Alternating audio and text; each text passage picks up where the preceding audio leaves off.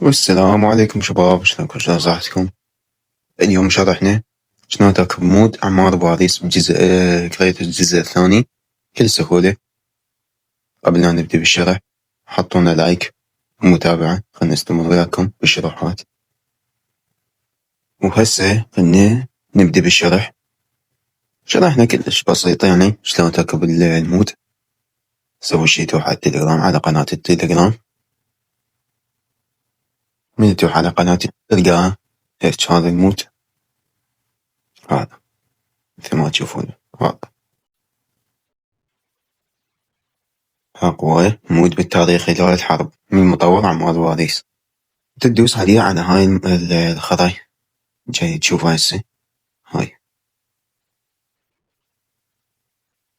تمام. هسه خلنا نرجع،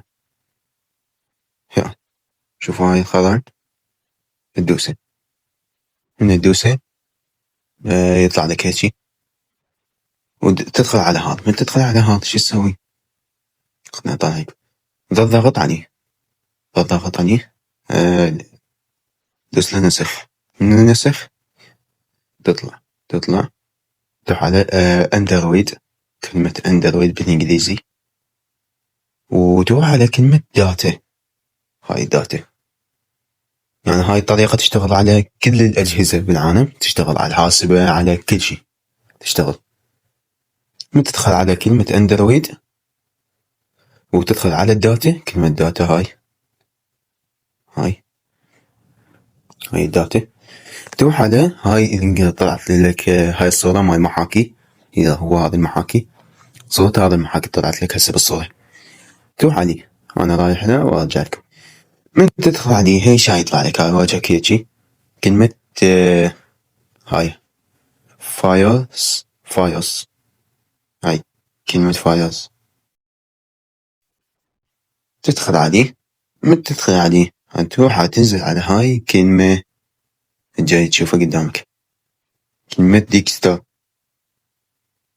ديكستريس، هاي ثم قدامك هاي ديكستريس، هاي كلمة جاي أشركم عليه.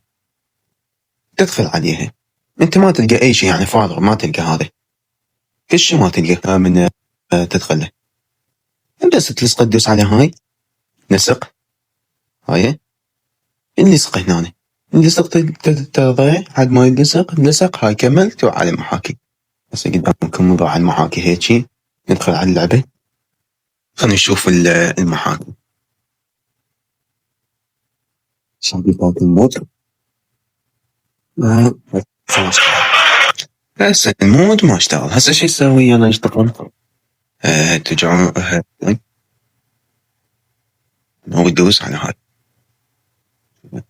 كلمة إشارة التعجب، وتروح على إعدادات الرسومات. هاي إعدادات الرسومات، تمام.